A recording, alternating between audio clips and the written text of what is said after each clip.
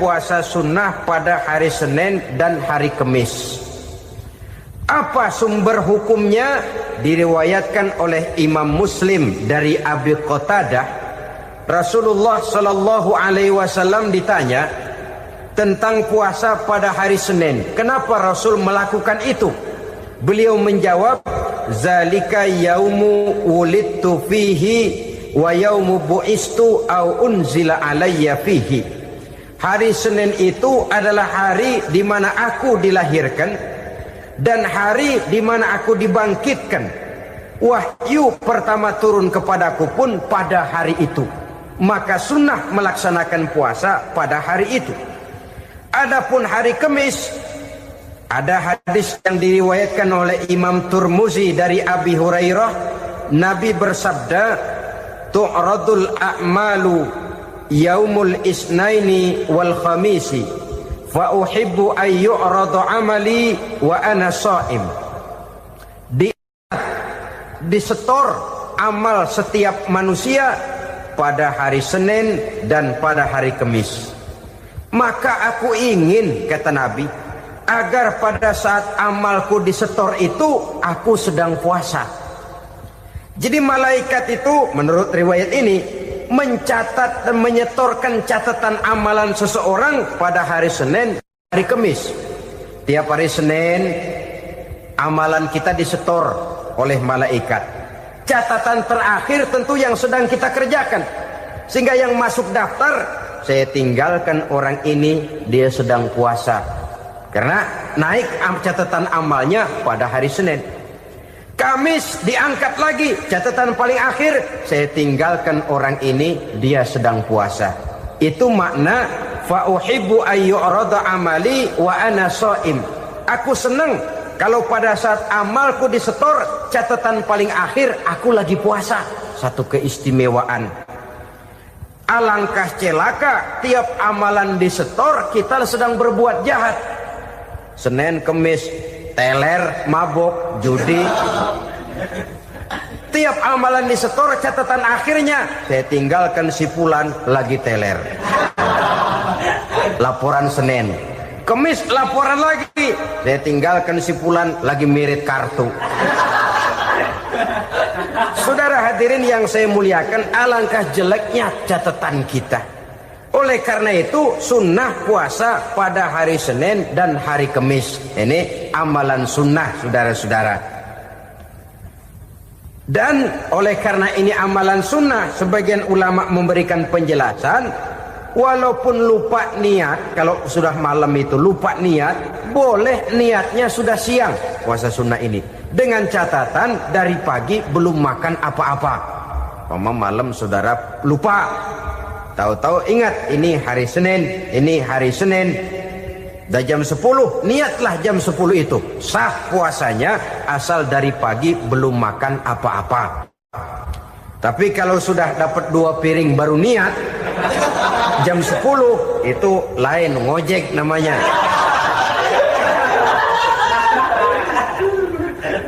Allah Subhanahu wa ta'ala akan memuliakannya dengan 10 macam perkara. Saudara, ini keuntungannya. Yang pertama, orang yang puasa di hari-hari 10 bulan Zulhijjah diberikan al-barakah fi umrihi, diberikan keberkahan pada umurnya. Setiap kita ingin memperoleh umur yang berkah. Umur yang berkah itu yang bagaimana? Apa yang jumlahnya panjang? Mungkin. Tetapi yang jelas umur yang berkah ini adalah umur yang bisa dipertanggungjawabkan di hadapan Allah Subhanahu wa ta'ala. Artinya umur yang diisi penuh dengan kebajikan, umur yang diisi dengan segala macam kegiatan ibadah, dan umur yang dengan demikian sungguh pun kita sudah mati, jasad terkubur dalam tanah, nama kita akan tetap hidup, dikenal orang oleh karena kebajikan yang kita kerjakan. Saya kira akan lebih merupakan azab ketimbang nikmat kalau orang diberikan umur panjang tapi hanya untuk menumpuk-numpuk dosa saja. Kan lebih baik mana? Umur pendek banyak pahala, umur panjang banyak dosa. Lebih baik mana? Saya yakin yang paling baik tentu umur panjang banyak pahala. Paling sial umur pendek dosa melulu. Sudah diberikan umur pendek tidak seberapa, dosa berlipat ganda. Itu kalau orang kampung bilang tekor namanya. Rugi. Umur pendek hanya untuk menumpuk-numpuk dosa. Boleh jadi kalau umat-umat zaman dulu, saudara, mereka diberikan umur panjang. Nabi Adam, kita tahu Nabi Adam itu 2000 tahun umurnya. Nabi Nuh 950 tahun. Umatnya ya rata-rata segitu itu. Nah, kalau mereka misalnya punya umur 800 tahun, lalu 200 tahun mereka melakukan dosa, kan masih punya restan 600 tahun untuk taubat. Karena umurnya diberikan jatah panjang. Kita ini oleh Allah Subhanahu wa taala, umat Nabi Muhammad ini umurnya pendek-pendek. Kalau nyontoh Nabi 63 tahun saja. Kalau diberikan 70 tahun umur kita sekarang, itu sudah dapat jatah lebih 7 tahun. Alhamdulillah bahwa Allah memberikan saat-saat, waktu-waktu, tempat-tempat yang punya nilai istimewa, sehingga umur yang pendek ini bisa bernilai panjang, nilai ibadahnya bisa bernilai pahala seperti umat yang berumur panjang dahulu itu. Karena itu manfaatkan umur dengan baik, dan salah satu keberkahan daripada umur akan datang dengan melaksanakan ibadah puasa sunnah. Ini yang pertama. Yang kedua, az-ziyadatu fi malihi, berikan tambahan hartanya, menjadi orang kaya. Kaya apa? Kaya hati setidak-tidaknya. Karena dengan tekun dan rajin melaksanakan ibadah puasa, yang segera tertanam dalam jiwa seseorang merasakan cukup di dalam kehidupan. Itulah dia orang yang paling kaya, orang yang hidupnya paling cukup. Kalau orang sudah merasa cukup dalam hidupnya, maka itulah dia orang yang kaya. Saudara-saudara kaum muslimin rahimakumullah, puasa sunnah memberikan tambahan harta, usahanya berkembang, dengan demikian membawa keberkahan, hartanya makin bertambah, akan menunjang ibadahnya kepada Allah, lebih memantapkan dan membawa ketenangan dalam hidupnya. Itu termasuk berkahnya melaksanakan puasa sunnah itu. Yang ketiga, al-hifzu fi iyalihi, diberikan penjagaan, perlindungan terhadap keluarganya. Anaknya sehat, sanak famili dan handai tolannya terjaga dan terpelihara dari segala malapetaka, dari segala mara bahaya. Kesehatannya terjamin dan terpelihara. Itu sudah merupakan modal yang sangat besar di dalam kita mengarungi kehidupan. Sebab rasanya sulit untuk bahagia. Duit kita banyak sekali. Usaha kita selalu mendatangkan untung yang berlipat ganda. Tapi sebentar-sebentar anak kita sakit, yang ampek, yang korengan, yang kena musibah, ndak tak karu-karuan sakit, berobat sampai jutaan rupiah. Itu kan sudah tidak membawa kebahagiaan. Uang masuk yang begitu banyak jumlahnya, habis akhirnya untuk berobat saja. Sebenarnya hitung-hitung ya seri-seri juga. Usaha berhasil, duit banyak, habis untuk berobat. Lah sama juga saudara-saudara. Jadi dengan demikian, biar duit kita banyak, asal keluarga pada sehat saja, udah enak bener itu. Duit banyak, ekonomi cukup, keluarga sehat, nikmat rasanya menjalani kehidupan ini. Yang kiamat sudah duit kagak barang seperak, keluarga ampek semua. Kiamat sudah. Saudara hadirin yang saya hormati, jadi yang ketiga, Allah memberikan pemeliharaan terhadap keluarganya. Satu kali orang dipelihara Allah, tidak satu kekuatan pun yang bisa mencelakakan. Satu kali orang disengsarakan Allah, tidak satu tenaga pun yang mampu menyelamatkannya. Itulah sebabnya perlindungan Allah, pemeliharaan Allah terhadap diri dan keluarga sangat kita perlukan di dalam kehidupan ini. Dengan melaksanakan ibadah puasa, kita mendekatkan diri kepada Allah. Dengan dekat kepada Allah, maka Allah pun dekat kepada kita. Sehingga dalam hadis qudsi dikatakan, ta'arraf ilallahi firraha ya'rifka fi syiddah. Ingatlah kepada Allah di waktu kamu senang, agar Allah ingat kepada kamu di waktu kamu susah. Yang kita laksanakan kadang-kadang sebaliknya. Waktu susah kita ingat Allah, waktu senang kita lupa Allah. Akhirnya nanti pada waktu kita melarat, kebelangsak, susah dan sebagainya, pertolongan tidak akan datang kepada kita. Benar, ta'arraf ilallah firraha ya'rifka fi syiddah. Ingatlah kepada Allah di waktu kamu susah, ingatlah kepada Allah di waktu kamu senang, agar Allah ingat kepadamu di waktu kamu mendapat kesusahan. Umumnya watak manusia memang kalau sudah dapat susah, ingat kepada Allah. Waktu duduk, waktu berbaring, sambil tidur, dalam segala keadaan Allah disebutnya, Allah dimintakan pertolongannya.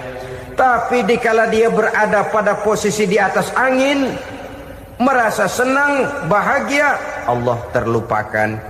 Saudara-saudara kaum muslimin, itu yang ketiga. Yang keempat, at-takfiru li sayyiatihi. Orang yang melaksanakan puasa sunnah itu diampuni segala dosa dan kesalahan yang telah dilakukannya. Dan yang kelima, at-tad'ifu li hasanatihi, diberikan balasan yang berlipat ganda dari segala kebaikan yang dikerjakannya. 1 berbalas 7, 7 bisa berbalas 10, 10 masih berbalas 100, masih ditambah dengan wallahu yudha'ifu liman yasha. Allah melipat gandakan pahala orang-orang yang dikehendakinya. Maka carilah satu kebaikan yang apabila kita kerjakan, dosa akan dihapus dan nilai pahalanya menjadi berlipat ganda. 1 kali kita bekerja, 2-3 pulau bisa kita raih dan kita jangkau. Yang keenam, orang yang melaksanakan puasa sunnah di bulan Zulhijjah, at-tashil li sakarati mautihi, diberikan kemudahan pada saat menghadapi sakaratul maut. Maut a mysterious problem. Dia adalah pintu yang setiap orang pasti akan memasukinya. Bahwa mati adalah mati, itu semua kita tahu. Tapi hakikat orang pada saat menghadapi mati itu kan berbeda-beda. Ada yang matinya itu gampang sekali, persis orang tidur saja, tidak nampak gelisah, tidak bikin susah yang hidup, tidak gelimpangan di tempat tidur, persis seperti orang mau tidur saja. Ada yang sulit sekali menghadapi sakaratul maut, gelimpangan di tempat tidur, bikin bingung orang yang nunggu. Kadang-kadang seperti kerbau digorok lehernya. Saudara-saudara, sulit menghadapi sakaratul maut. Oleh karena itu Rasulullah sallallahu alaihi wasallam sering beliau itu kalau berdoa membaca Allahumma hawin alayya fi sakaratil maut. Ya Allah, mudahkan saya di dalam menghadapi sakaratul maut. Rasulullah saja, saudara, orang yang ibadahnya paling banyak, orang yang hatinya paling bersih, orang yang akhlaknya paling luhur, masih berdoa semacam ini. Mohon dimudahkan oleh Allah agar mudah menghadapi sakaratul maut. Apalagi kita, terus terang kita ini paling-paling kelas muhtalid, bangsa sama pahala mau sama dosa doyan. Lebih perlu lagi menghadapi sakaratul maut, sehingga apabila malaikat maut datang menjemput nyawa kita, dimudahkan, jangan dibikin sulit, supaya mudah. Jadilah orang baik-baik. Wah, biasanya kalau banyak yang mati, malaikat maut juga kali main-mainin dulu tuh orang. Utak-atik, ditakut-takutin dan segala macam. Saudara hadirin yang saya hormati, maka menghadapi sakaratul maut ini merupakan kunci. Apakah seseorang bisa husnul khatimah atau bisa su'ul khatimah? Salah satu jalan untuk memudahkan diri menghadapi sakaratul maut, melaksanakan puasa sunnah di bulan Zulhijjah ini. Yang ketujuh, ad-diya'u li zulumati qabrihi, diberikan terang di alam kuburnya. Kubur, saudara tahu, saudara tentu sering lihat orang dimasukkan ke liang lahat, ditutup dengan papan, dinding ari kata kita di kampung, lalu diuruk lagi dengan tanah. Dalamnya liang lahat, gelapnya liang lahat, gelapnya diuruk dengan tanah, gelapnya di dalam kubur, tiga gelap yang menjadi satu. Bapak moyangnya gelap.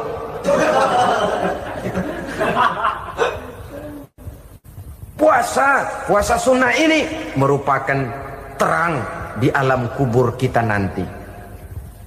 Yang kedelapan, at-tasqil limizanihi, diberikan keringanan pada timbangan di hari akhirat nanti. Bahwa setelah dibangkitkan dari kubur, setiap kita akan menghadapi perhitungan, akan ditimbang segala macam kebaikan dan segala macam kejahatan yang pernah kita lakukan di dalam kehidupan. Orang yang melaksanakan ibadah puasa sunnah, at-tasqilu limizanihi, diberikan keringanan timbangan hari akhiratnya nanti. Yang kesembilan, an-najah minal bala, diberikan keselamatan dari segala macam bencana. Dan yang ke-10, as-su'ud ala darajatihi, diberikan ketinggian, naik derajatnya, derajat di dunia, lebih-lebih lagi derajat di akhirat nanti. Ini keutamaan yang diberikan Allah Subhanahu wa ta'ala kepada mereka yang melaksanakan ibadah puasa 10 hari di bulan Zulhijjah menurut penjelasan sebagian dari para ulama kita.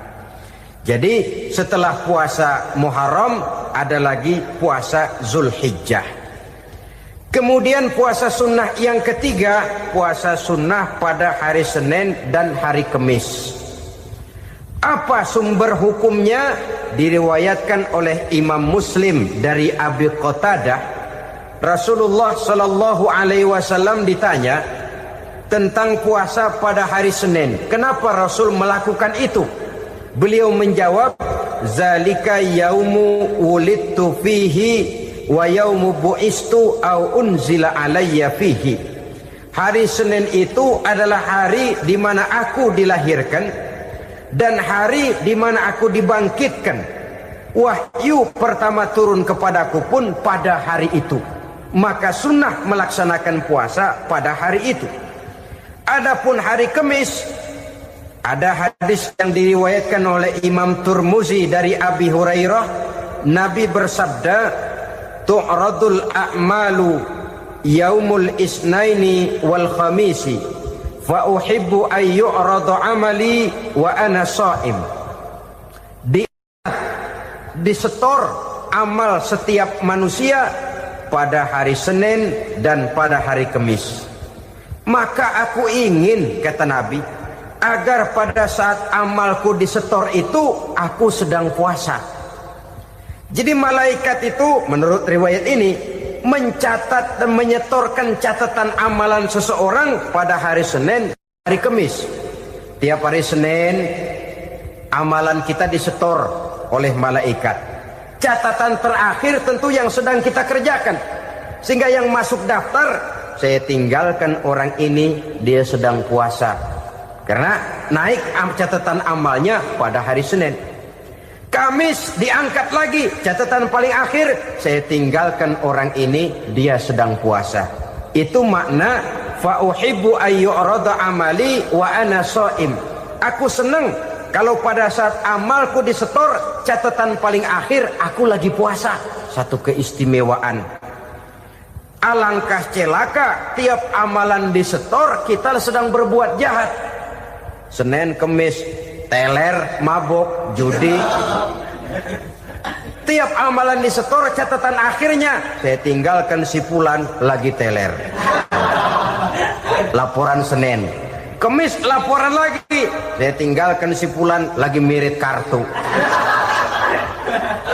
Saudara hadirin yang saya muliakan, alangkah jeleknya catatan kita. Oleh karena itu sunnah puasa pada hari Senin dan hari Kemis. Ini amalan sunnah saudara-saudara.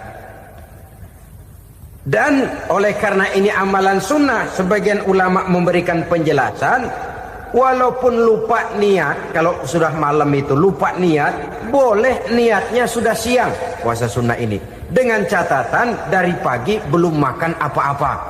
Malam saudara lupa, tahu-tahu ingat ini hari Senin, dah jam 10, niatlah jam 10 itu, sah puasanya asal dari pagi belum makan apa-apa. Tapi kalau sudah dapat 2 piring baru niat, jam 10 itu lain, ngojek namanya.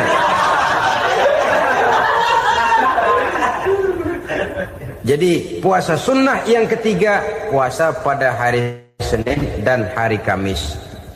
Yang keempat, puasa jenis sunnah yang keempat, puasa 6 hari di bulan Syawal. Diriwayatkan oleh Imam Muslim dari Abi Ayyub bahwa Nabi bersabda, "Man shoma Ramadhana summa atba'ahu sittan min Syawal kana kasyamid dahri." Barang siapa yang berpuasa di bulan Ramadan kemudian diikutinya dengan 6 hari di bulan Syawal, maka dia seolah-olah seperti orang yang berpuasa 1 abad lamanya. Allahu Akbar. Demikian besar keuntungannya. 6 hari di bulan Syawal sama dengan orang yang berpuasa 1 abad lamanya. Ini fadailul a'mal, saudara-saudara.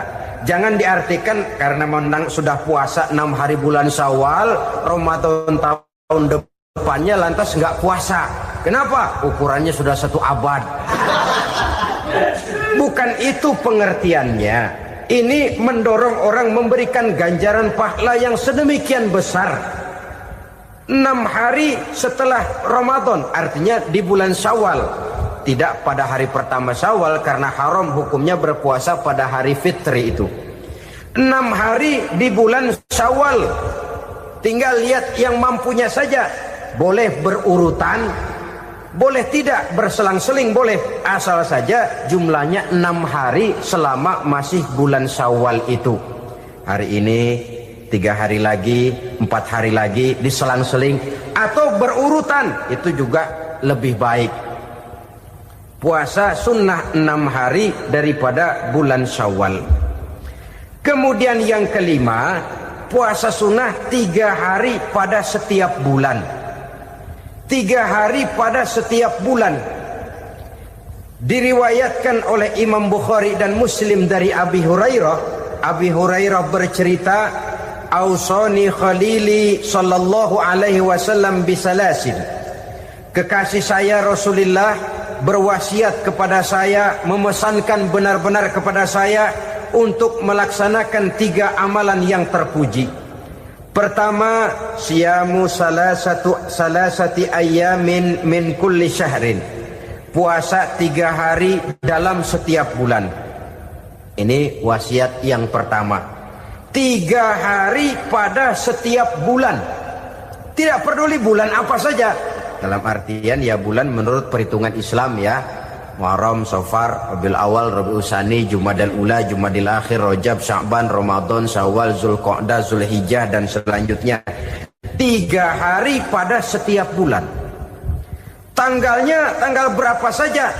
Lebih utama pada yang disebut Yaumul Bid, yaitu hari-hari di mana bulan menunjukkan purnama. Tanggal 13, tanggal 14 dan tanggal 15 pada setiap bulannya itu disunahkan melaksanakan puasa. Itu wasiat pertama, puasa 3 hari pada setiap bulan. Wasiat yang kedua, wa raka'atai duha, melaksanakan sholat duha sekurang-kurangnya 2 rakaat. Itu wasiat yang dipesankan benar kepada saya, kata Abi Hurairah. Pertama, puasa 3 hari pada setiap bulan. Yang kedua, usahakan jangan meninggalkan 2 rakaat minimal daripada sembahyang duha. Kita tahu sembahyang duha itu sembahyang sunnah di waktu pagi seketika matahari naik sepenggalahan. Sekurang-kurangnya 2 rakaat, sebanyak-banyaknya 8 rakaat. Di antara fadilah atau keutamaan daripada sholat duha ini yaitu menyangkut masalah rezeki dan usaha. Kemudian wasiat yang ketiga, wa an utira qabla an anama. Beliau sangat berwasiat kepada saya untuk sholat witir sebelum tidur. Artinya sholat malam sebagai amalan sunnah di dalam kehidupan kita. Jadi saudara-saudara, dalam hidup ini kita akan selalu berbentur dengan keperluan. Kalau pada satu saat kita sudah sampai kepada tahap berpikir ini keperluan saya, tentu hal-hal semacam ini akan kita kerjakan. Kita belum tergerak melaksanakan ini semua oleh karena barangkali kita merasa belum memerlukannya. Karena itu marilah kita berusaha di samping melaksanakan puasa yang wajib juga melaksanakan puasa yang sunnah di dalam kehidupan kita. Ini jenis puasa-puasa yang sunnah. Kemudian yang kedua, ada macam puasa yang disebut puasa nazar. Hukum pelaksanaannya wajib apabila nazarnya sudah terwujud. Puasa nazar, puasa yang dikaitkan dengan suatu persoalan. Umpamanya, kalau saya lulus ujian, saya akan puasa 1 minggu lamanya.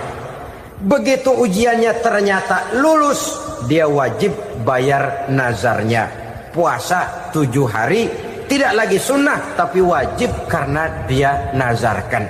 Asal saja tidak sah nazar kepada yang makruh apalagi kepada yang haram. Umpamanya nazar kalau tembus 6 nomor mau puasa 3 hari. Itu nazar semacam itu bukan saja tidak sah tapi haram hukumnya. Tidak boleh nazar kepada yang makruh apalagi kepada yang haram. Jadi apabila maksud yang sudah kita niatkan tercapai, wajiblah nazar itu dibayar, yaitu kalau nazarnya sunnah melaksanakan ibadah puasa.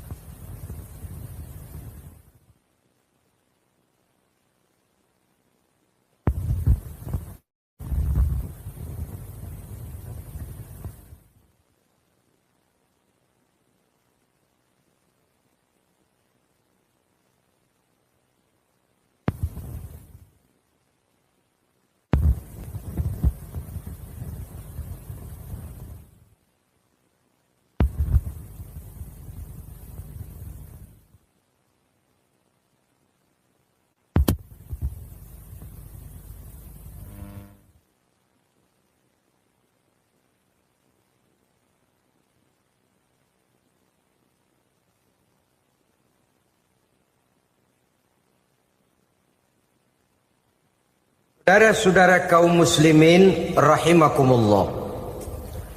Jenis puasa yang ketiga kita kenal dengan puasa wajib. Dan ini kita laksanakan pada bulan suci Ramadan. Tentang teknis pelaksanaan ibadah puasa di bulan Ramadan sudah pernah saya bicarakan pada pertemuan tentang Ramadan dan Idul Fitri. Pada kesempatan ini saya hanya ingin mengajak bahwa di dalam melaksanakan ibadah puasa Ramadan ini marilah kita mengadakan evaluasi. Kenapa demikian? Barangkali secara jujur walaupun agak berat saya masih harus berkata masih banyak di antara kita umat Islam yang di dalam melaksanakan suatu ibadah terjebak dalam rutinitas ritual. Apa itu rutinitas ritual? Itu bahasa susah. Berhubung saya tidak ingin bicara yang susah-susah, kita bicara yang mudah-mudah saja. Maksud saya, banyak di antara kita umat Islam yang di dalam melaksanakan suatu ibadah itu hanya dengan prinsip asal sekadar gugur kewajiban saja. Akibatnya, sampai sejauh mana ibadah itu berhasil membentuk kepribadian diri kita, kita jarang mengadakan evaluasi dan penilaian. Solat yang penting gugur kewajiban. Puasa yang penting sudah gugur kewajiban. Haji yang penting sudah gugur kewajiban. Maka jangan heran kalau itu yang jadi prinsip, ibadah lantas tidak punya dampak dalam membentuk kepribadian diri. Banyak orang yang rajin sholat tapi munkarnya jalan terus. Sampai kadang-kadang kita bingung, yang sembahyang dia, yang nyolong dia. Puasanya kelihatannya tekun, tapi tidak punya kepekaan sosial. Sama yatim piatu bersifat masa bodoh, sama fakir miskin malah gemes. Tidak lantas tumbuh kepekaan sosial, walaupun dia sudah ikut merasakan tidak enaknya lapar dan haus. Ada juga yang sudah haji 4-5 kali mondar-mandir Jakarta Mekah, tapi gaya hidupnya tetap seperti katak di kolong tempurung, picik, sempit pandangan, dangkal hati, tidak terbuka walaupun sudah melihat Islam dalam skala internasional. Yang dia lihat, yang dia saksikan, yang dia pandang tidak sanggup menggugah dan mengubah jiwanya, tidak bisa mewarnai pandangan hidupnya. Inilah akibatnya kalau ibadah hanya dikerjakan dengan prinsip asal sekadar gugur kewajiban. Hasilnya yaitu tadi, hajinya cuma menang topi putih sama serban. Sholatnya cuma prinsip asal gugur kewajiban. Begitu juga puasanya, begitu juga zakatnya dan ibadah-ibadah lainnya. Bukan tanpa satu maksud. Jikalau Allah Subhanahu wa ta'ala memerintahkan kita melaksanakan ibadah puasa di bulan suci Ramadan, bahkan maksud itu sangat pada penghujung ayat yang memerintahkan kita puasa. Ya ayyuhalladzina amanu kutiba alaikumus syiyam kama kutiba alal ladzina min qablikum la'allakum tattaqun.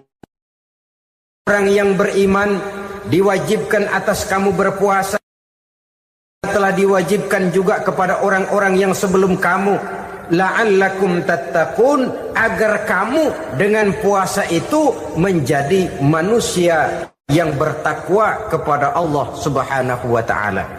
Dengan kata lain, berhasil atau tidak puasa Ramadan kita ini akan nampak takwa kita meningkat atau tidak setelah kita melaksanakan ibadah puasa. Sehingga kalau orang mengatakan Ramadan itu merupakan month of training, bulan latihan, keluar latihan tentu harus semakin naik dan baik gaya kehidupan kita. Jadi tujuan utama daripada pelaksanaan ibadah puasa adalah untuk membentuk manusia yang bertakwa.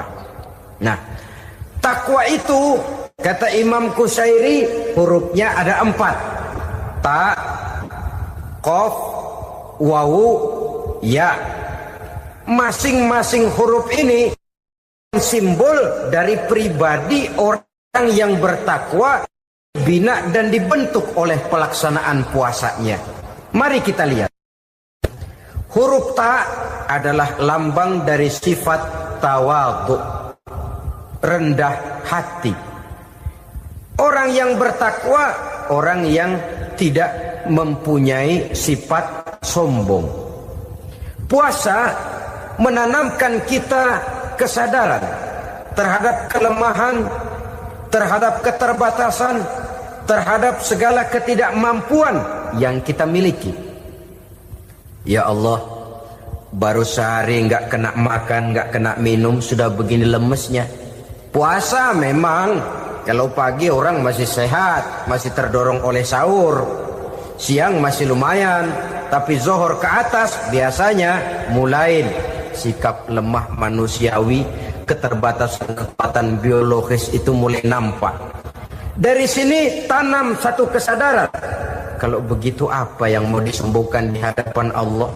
Kaya, siapa sih orang paling kaya? Ilmu, siapa sih orang paling pintar? Pangkat, siapa sih orang paling tinggi jabatannya? Dari sifat semacam ini lahir introspeksi. Rasa mawas diri, timbul sifat tawaduknya, rendah hatinya, tidak melonjak menjadi angkuh dan sombong lantaran sedikit kemampuan dan kekuatan yang dimilikinya. Lalu untuk sikap yang lebih jauh, terbentuklah apa yang dinamakan stabilitas temperatur batin. Orang tetap konstan menjaga nilai-nilai idealisme yang pernah dimilikinya. Dia mulai dengan adil, dia berjalan tetap dengan keadilan, dan dia berakhir juga tetap dalam keadilan. Jangan mulainya adil, tengahnya setengah adil, di akhirnya malah zolim sama sekali. Ini tidak punya stabilitas temperatur batin. Kan banyak orang begitu toh. Mulanya benar, belakangan mau benar sendiri. Mulanya sudah rela berkorban buat kepentingan orang banyak, belakangan malah selalu mengorbankan kepentingan orang banyak. Waktu di bawah rajin baca ayat kursi, dapat kursi lupa ayat. Stabilitas temperatur batin tertipu oleh perasaan seolah-olah situasi dan kondisi sudah serba memungkinkan, sudah serba menguntungkan. Orang yang dibentuk pribadinya oleh pelaksanaan ibadah puasa, dia sadar apapun keberhasilannya, apapun kedudukannya, apapun nilai kekayaannya, itu cuma sebagian kecil sekali dari apa yang ada pada zat Allah Subhanahu wa ta'ala. Hati tidak takabur, sesuai dengan namanya takabur dari kalimat takabbaro ya takabbaru, membesar-besarkan diri. Orang yang suka membesar-besarkan diri, orang yang tidak yakin bahwa dirinya orang besar, lalu dibesar-besarkan dirinya. Sebenarnya itu sudah satu sikap di mana dia tidak percaya kepada diri sendiri. Dirinya sebenarnya bukan apa-apa, cuma ingin dianggap besar, lalu dibesar-besarkan. Takabbur namanya. Puasa sekali lagi melatih kita menanamkan kesadaran akan kelemahan dan keterbatasan kita sebagai makhluk. Itu sikap tawadu. Fir'aun, saudara tahu Fir'aun, lama-lama dia jadi raja, lupa diri dan lupa daratan, melonjak menjadi angkuh dan sombong sampai kepada puncak kekurang ajarannya, memproklamirkan dirinya menjadi Tuhan. Hitler juga begitu. Pendeknya orang manakala tidak ada kesadaran tentang dari mana segalanya berasal dan kemana segalanya akan kembali, dia mudah out of control. Kalau sudah out of control, maka dia akan melakukan perbuatan yang melampaui batas. Itu yang pertama. Jadi orang takwa, orang yang rendah hati, salah satu tujuan daripada pelaksanaan ibadah puasa menanamkan sikap rendah hati. Dari sikap rendah hati ini yang timbul lalu apa? Kepekaan sosial. Kalau saya puasa, saya sudah merasakan bagaimana tidak enaknya lapar.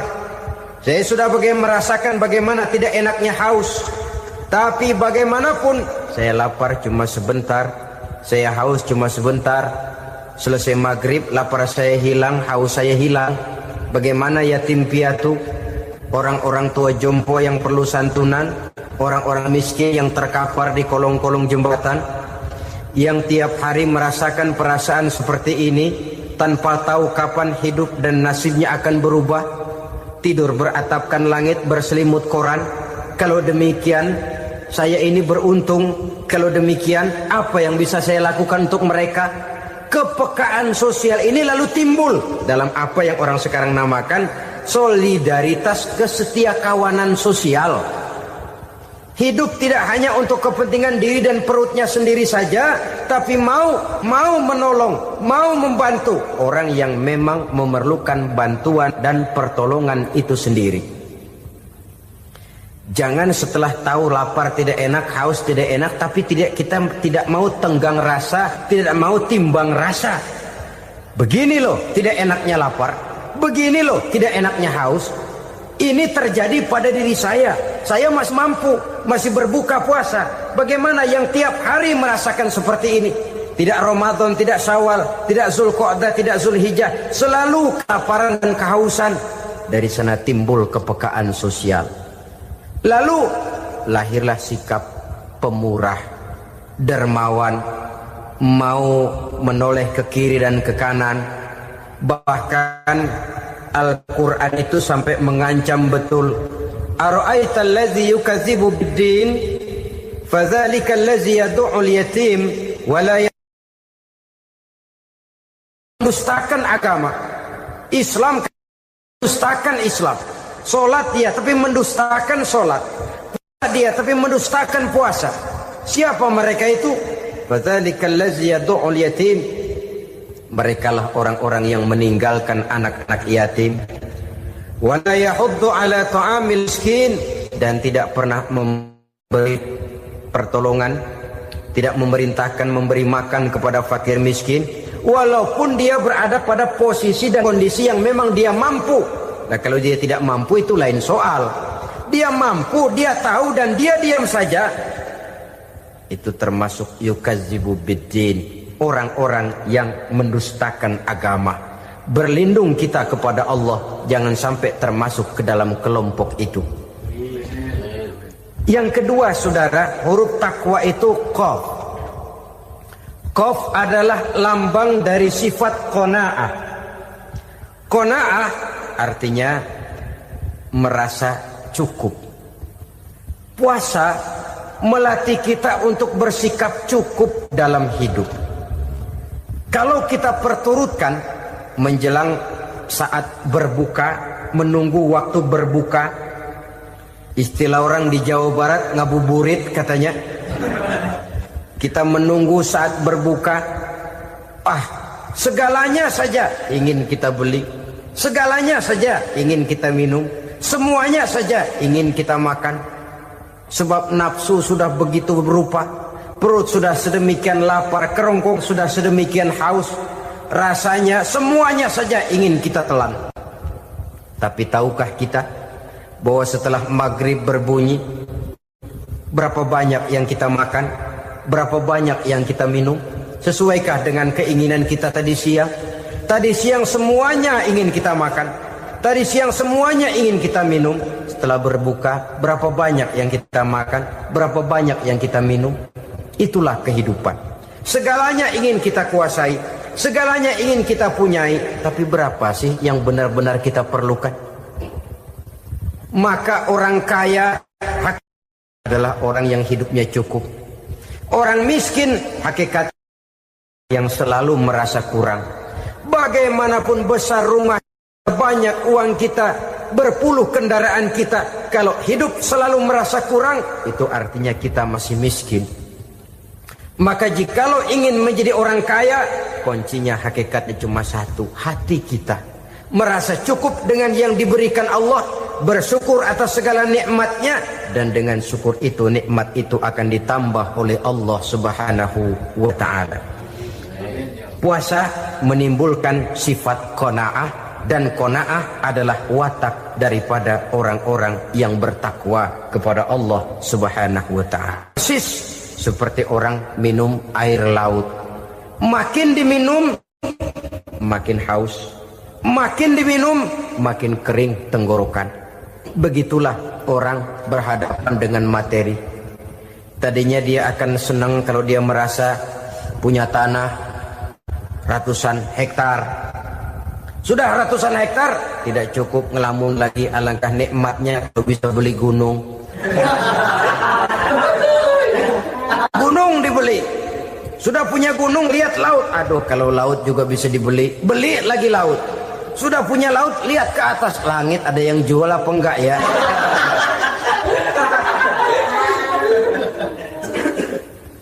Seperti orang berhadapan dengan air laut yang makin diminum makin membuat kita haus dan makin kering tenggorokan ini.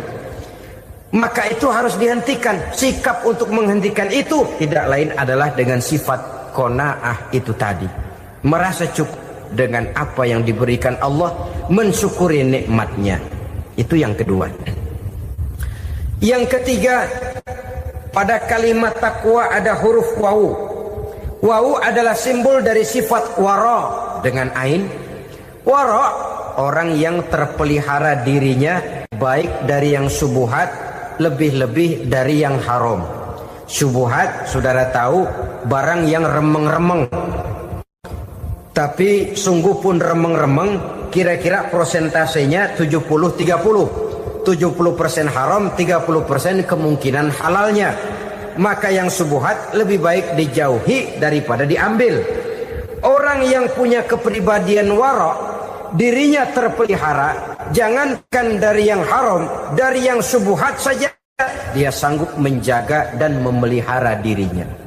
Oleh karena itu saya heran kalau orang di bulan Ramadan dia sanggup menjaga diri di waktu siang dari jenis makanan yang halal, dari jenis minuman yang haram.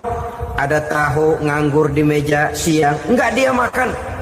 Ada air teh nganggur di meja siang, enggak dia makan, padahal itu jenis makanan dan minuman yang halal. Tapi ketika datang maghrib, dia berbuka dengan makanan yang dibeli dari uang yang dihasilkan dengan cara yang haram. Bukankah itu sesuatu yang terbalik? Bukankah dengan demikian sudah tidak lagi menimbulkan sikap yang bisa memelihara dan menjaga kepribadian diri? Orang yang membiasakan diri terpelihara dari yang syubhat apalagi yang haram, maka baik yang dipakainya, yang diminumnya, yang dimakannya terdirilah dari barang-barang yang baik yang dihalalkan oleh agama. Wara. Kemudian yang keempat, pada huruf kalimat takwa ada huruf yakin. Huruf ya, simbol dari sifat yakin. Orang yang puasa dibentuk kepribadiannya mempunyai satu keyakinan yang tangguh, dan keyakinan adalah ciri daripada orang yang takwa. Kita lihat yang dipanggil melaksanakan ibadah puasa ini kan iman. Karena memang sulit untuk melaksanakan puasa kalau tidak iman yang jadi dasar. Setidaknya seperti sudah pernah saya sampaikan, ibadah puasa ini memang sulit terkena penyakit show. Kalau kita sholat barangkali terangsang karena kelihatan orang lain. Kalau kita pergi haji mungkin jadi sugesti karena orang banyak tahu. Kalau kita bayar kita jadi terangsang karena banyak orang lihat. Tapi kalau sudah puasa, puasa itu kan yang tahu cuma kita dan Allah saja. Ya kita sholat, orang lain lihat, kita jadi rada semangat. Kita pergi haji, orang lain banyak ngantar, kita semangat. Kita bayar zakat, orang lain banyak saksikan, kita bersemangat. Tapi kita puasa, siapa yang mau nyaksiin kita puasa? Siapa yang mau memuji kita puasa? Siapa yang mau menyanjung kita puasa? Itu cuma urusan kita dan Allah. Oleh karenanya dasar daripada pelaksanaan ibadah yang harus mencegah tenggorokan segalanya jadi nikmatan. Tidak ada kerja yang lebih indah selain kerja yang didasarkan kepada satu keyakinan bahwa yang kita kerjakan itu adalah sesuatu yang benar. Dalam hal ini sesuatu yang diperintahkan oleh Allah Subhanahu wa taala kepada kita. Saudara-saudara kaum muslimin rahimakumullah. Demikianlah titik evaluasi kita. Jangan berpuasa hanya dengan prinsip asal sekadar menggugurkan kewajiban saja, yang akan berakibat Ramadan tahun ini berakhir begitu, Ramadan terjebak menjalani rutinitas ritualnya saja. Bahkan kadang-kadang yang nyata betul, Nabi menganjurkan tingkatkan ibadah pada 10 hari yang akhir di bulan Ramadan. Tanggal 20 sampai akhir Ramadan. Yang kita praktekkan malah kegiatan ibadah kita justru menurun pada 20 Ramadan yang akhir.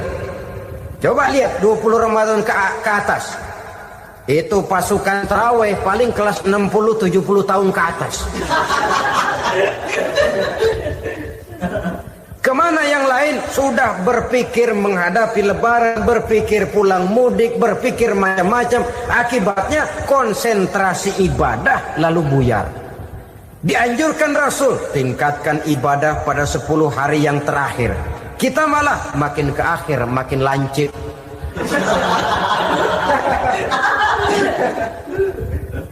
Saudara-saudara kaum muslimin rahimakumullah. Kita terjebak oleh sesuatu yang sementara, oleh sesuatu yang bersifat kulit, lalu meninggalkan isinya. Padahal jikalau kita tidak mengisi Ramadan dengan kegiatan ibadah, berarti kita tidak keluar dari Ramadan dengan jiwa yang baru, yang sudah ditempa oleh pengalaman ibadah di bulan Ramadan. Artinya kita tidak kembali kepada fitrah, kesucian seperti saat kita dilahirkan. Lalu kalau kita tidak kembali kepada fitrah, apa yang mau kita rayakan pada Idul Fitri itu? Di mana letak kegembiraan kita? Di mana letak kebahagiaan hati? Kembalikah kita kepada fitrah? Tidak. Benarkah puasa yang kita kerjakan? Kelihatannya juga tidak. Adakah dampak dari pelaksanaan ibadah dalam pribadi kita? Tidak. Kadang-kadang Ramadan selesai malah teriak merdeka.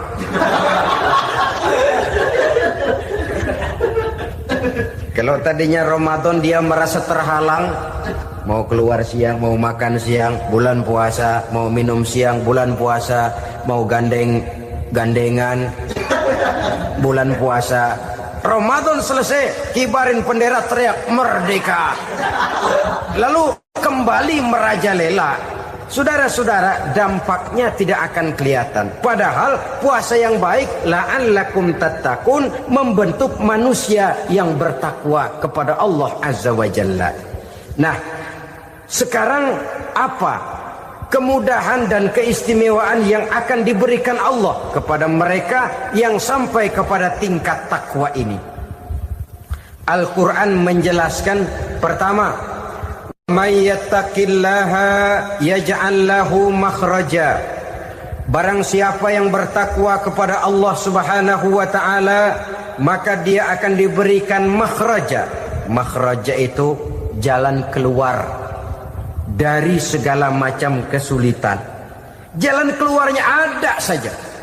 Menurut ukuran kemampuan dia tidak mungkin, mustahil, tidak bisa, mana mungkin. Tapi pada waktunya ada saja jalan keluarnya. Termasuk jenis yang yaj'al lahu makhraja. Orang yang bertakwa kepada Allah selalu diberikan jalan keluar dari segala kesulitan yang dihadapinya. Siapa sih orangnya yang tidak pernah sulit dalam hidup? Siapa orang yang tidak pernah mengalami kesulitan?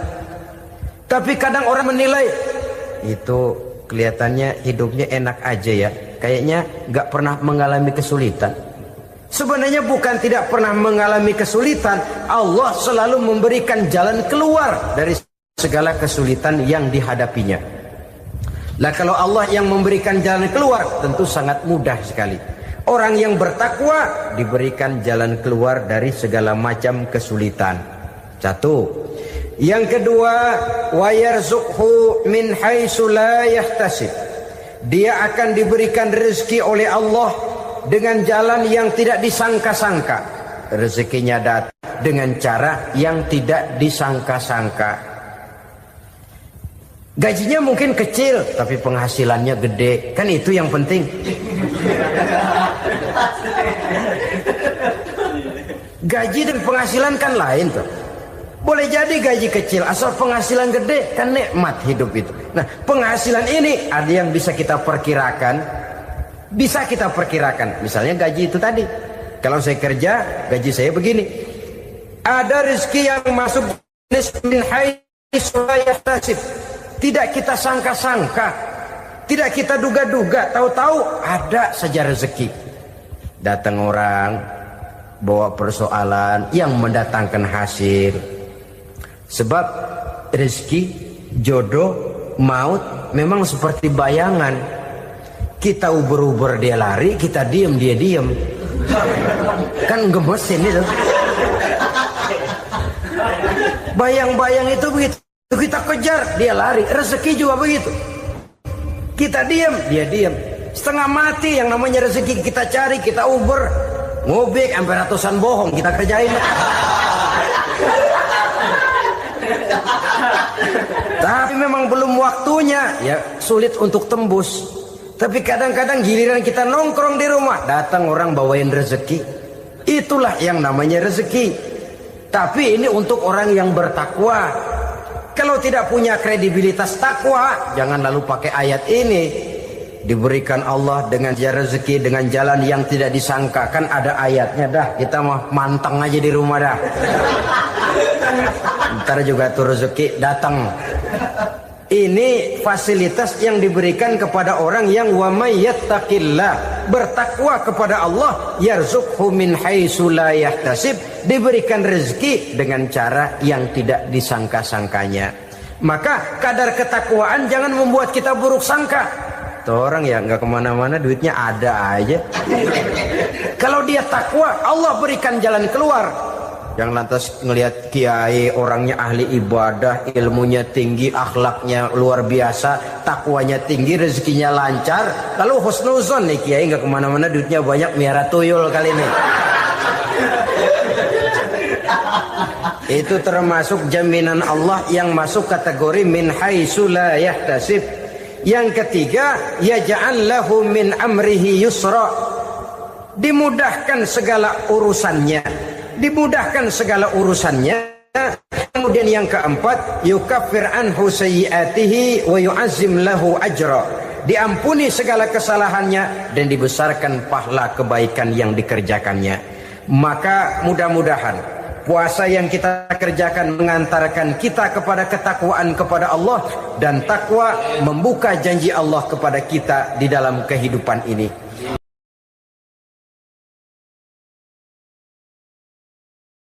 7 macam perkara yang merusak akidah dan keimanan, merusak amal perbuatan yang sudah kita kerjakan, merusak sendi-sendi kehidupan sosial, pendek kata merusak segala hal di dalam kehidupan kita.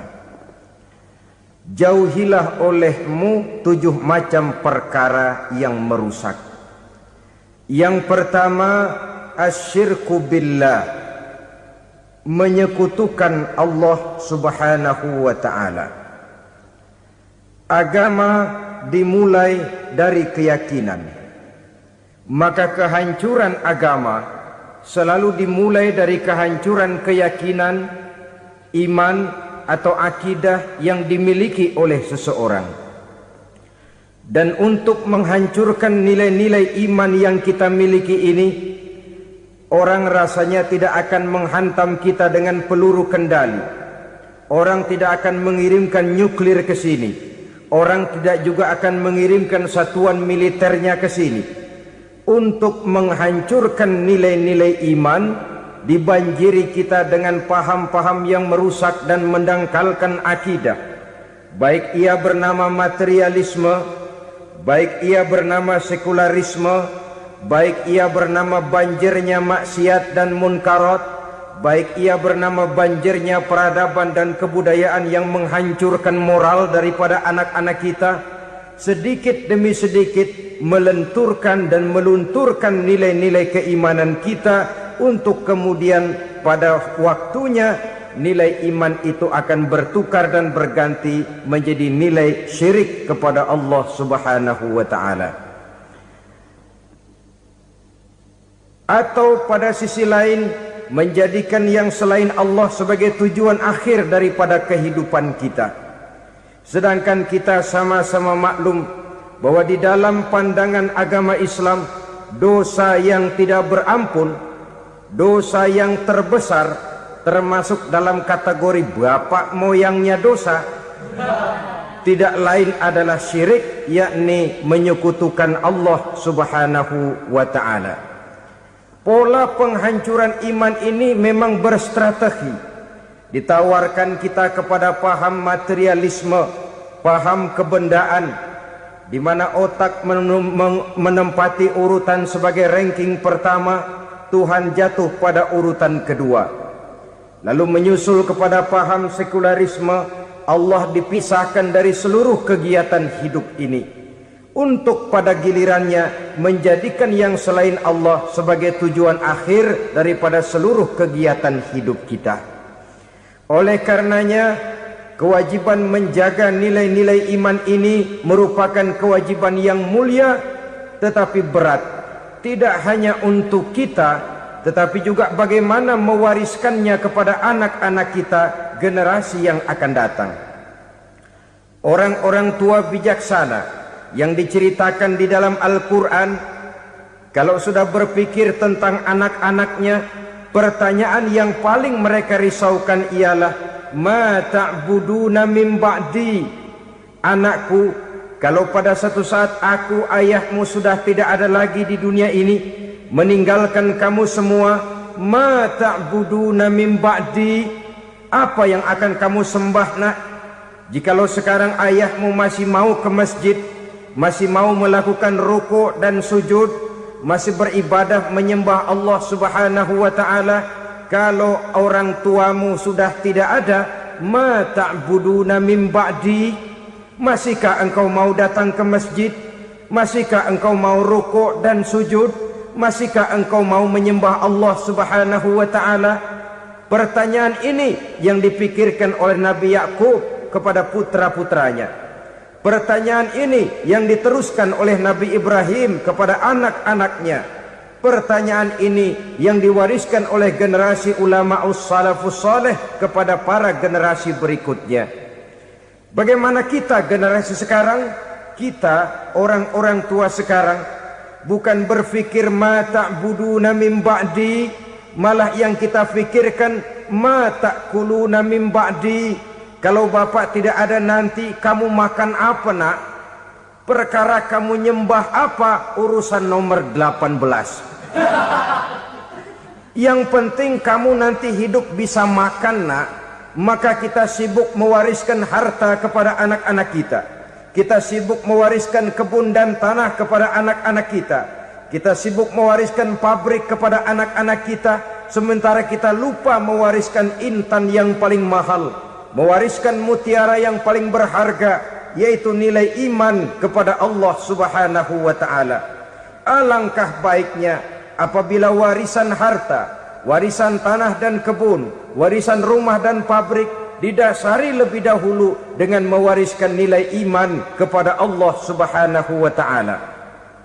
Sebagai orang-orang tua, kita boleh bersedih kalau anak kita tidak mengerti komputer. Kita boleh bersedih kalau anak kita tidak mengerti matematika. Kita boleh bersedih kalau anak kita tidak mengerti bahasa Inggris. Tapi sewajarnya lebih bersedihlah kita orang tua jikalau mempunyai anak yang tidak kenal Allah sebagai Tuhannya, yang kemudian tidak mau rukuk dan sujud kepada Allah Tuhannya. Itulah kemalangan yang paling malang bila kita meninggalkan generasi yang tidak bertauhid kepada Allah Subhanahu wa taala. Betapapun anak kita tidak ngerti komputer, saudara, paling-paling kerugiannya cuma kerugian dunia. Masuk dia ke alam barzakh, munkar nakir tidak akan sempat tanya kau belajar komputer apa tidak. Kumpul dia di padang mahsyar, malaikat juga tidak akan tanya matematikamu nilainya berapa. Yang ditanya kau kenal Allah, kau rukuk dan sujud kepadanya, kau pernah datang ke masjid.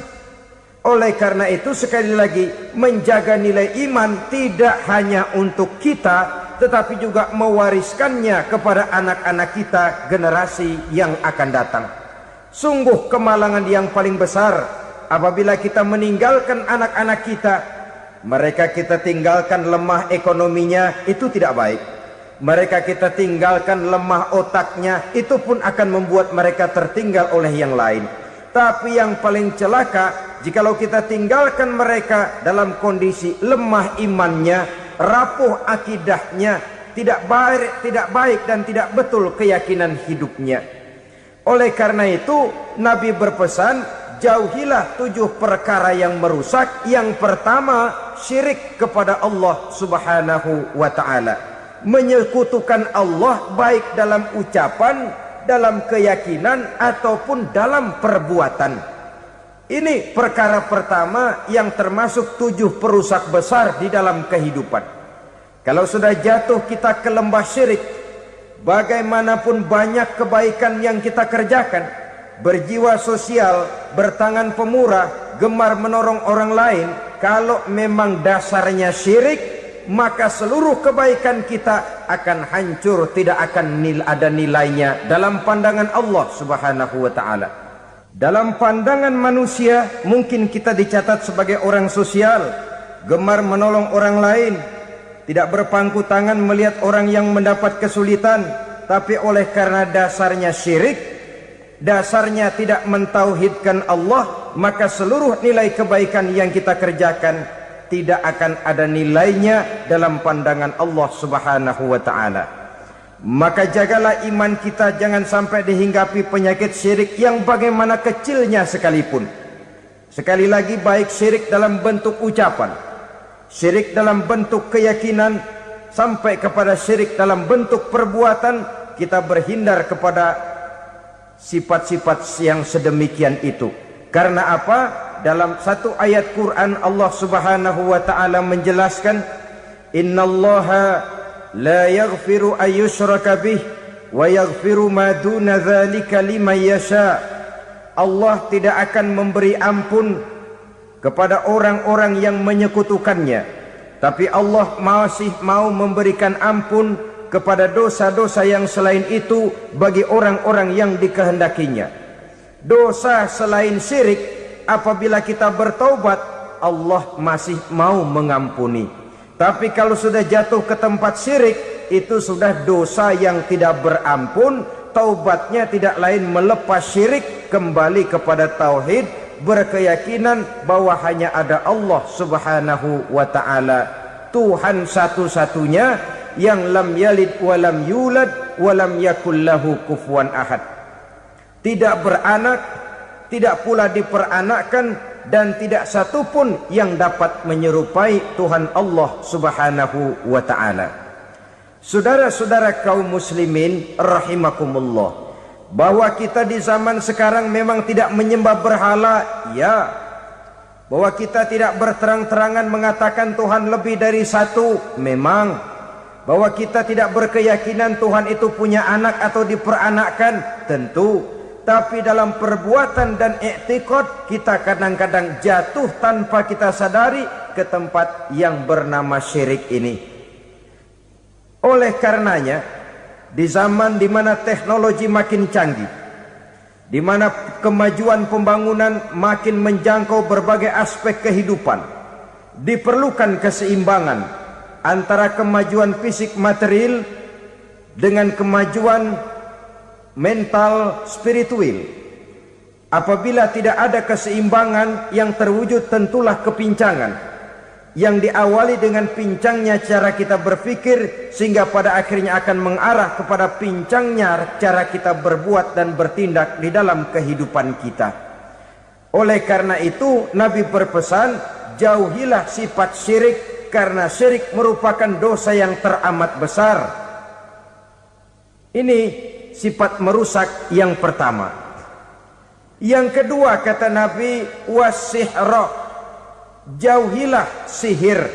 Sihir ini juga termasuk perkara yang merusak kehidupan.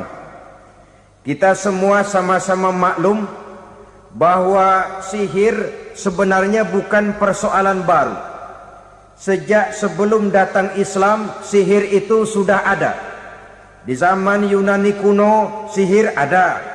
Di zaman Mesir kuno, di zaman Cina kuno, dan yang lain-lain yang serba kuno, sihir itu sudah ada. Bahkan para nabi pun, para rasul yang diutus oleh Allah Subhanahu wa taala, senantiasa berhadapan dengan ahli-ahli sihir untuk menguji kebenaran dari misi yang mereka bawa. Sihir adalah perbuatan di luar kebiasaan yang bisa dikerjakan oleh ahlinya dengan bantuan jin atau setan. Hukum mempelajari sihir adalah haram, mengamalkannya lebih haram lagi. Sebab itu saudara-saudara, sihir merupakan perbuatan merusak yang harus kita jauhi. Ciri-ciri daripada perbuatan sihir, pertama ia mengandung tipuan, bayangan khayal. Di zaman Nabi Musa misalnya, orang melihat tambang-tambang itu seperti ular. Nabi Musa melayangkan tongkatnya menjadi ular-ular besar yang memakan ular-ular kecil ciptaan tukang-tukang sihir Fir'aun tadi. Lalu sihir bisa terjadi dengan bantuan jin kafir atau setan. Kemudian ciri yang ketiga, sifatnya halus dan tersembunyi. Taruh kata ada seorang ahli sihir yang mempergunakan ayat-ayat Quran sebagai jompa-jampe, sebagai baca-bacaan, itu cuma sekedar kedok. Tujuannya tidak lain menjadikan agama sebagai kedok untuk membenarkan cara yang dimurkai oleh Allah Subhanahu wa ta'ala. Satu hadis yang diriwayatkan oleh Imam Bazar dan Tabrani, Nabi berpesan, "Laisa minna man tatayyara lahu au takahhana au tukuhhina lahu au sahira lahu." Tidak termasuk ke dalam golonganku, kata Nabi. Tidak termasuk umatku. Siapa mereka? Man tatayyara lahu, orang yang bertatoyur. Apa tatoyur itu? Dari kalimat toyaro, artinya terbang. Toir biasa diartikan dengan burung. Tatoyaro percaya kepada suara-suara burung. Man tatayyara lahu, mempercayai, meyakini dengan benar-benar kepada suara beburungan.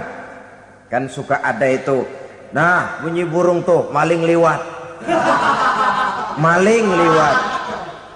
Burung bunyi, maling liwat. Itu termasuk tatayyara lahu, percaya kepada suara burung. Kan aneh kalau suara orang nggak dipercaya, suara burung malah dipercaya.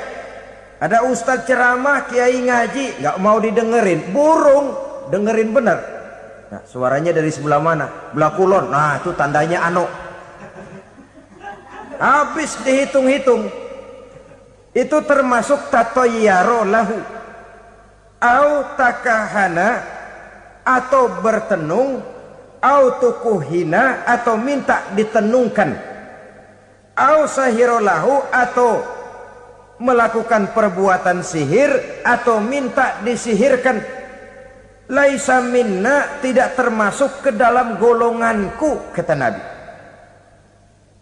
Sehingga dengan demikian saudara-saudara, menghadapi sihir dengan sihir sekalipun termasuk perbuatan yang tidak diajarkan oleh agama. Kita kan mempelajari sihir untuk jaga diri. Tidak apa-apa, yang dilarang mengamalkannya, dilarang juga mempelajarinya. Sebab orang kalau sudah mengetahui, biasanya lalu terangsang untuk mencoba. Kalau percobaannya berhasil, biasanya terangsang untuk coba lagi dan coba lagi. Pada akhirnya ketagihan, lalu beralih menjadi profesi, apalagi itu nanti bisa mendatangkan hasil uang.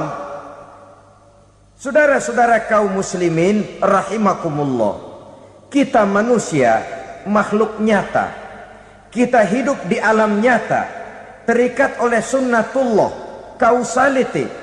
Oleh karenanya, bagi kita keyakinan yang penuh, keikhlasan di dalam bertuhankan Allah, penyerahan diri sepenuhnya hanya kepadanya, itu sudah merupakan obat penangkal yang sangat ampuh agar kita tidak terkena penyakit-penyakit yang dibuat oleh setan dan para pembantunya. Sehingga beberapa ayat Quran mengajarkan, misalnya a'udzu bikalimatillahi tammati min syarri ma khalaq, atau bismillazi la yadurru ma'asmihi syai'un fil ardi wala fis sama, dengan menyebut nama Allah yang tidak bisa mendatangkan bahaya sedikit pun, dari baik yang datang dari langit maupun yang datang dari bumi.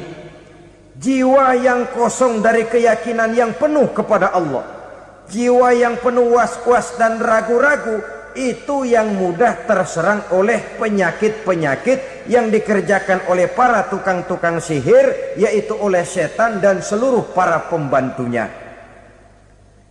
Kemudian hadis kedua yang diriwayatkan oleh Imam Ibnu Hibban, Nabi bersabda, la yadkhulul jannata mudminu khamrin wala mu'minu bisihrin wala qati'u rahmin. Tidak masuk surga. Ini Nabi yang bilang, tidak masuk surga. Siapa itu? Pertama, mudminu khamrin, orang yang berkekalan dalam mabuk. Selalu mudminun itu sudah menjadi perbuatan rutinnya, tidak kapok-kapoknya, teler seumur hidup.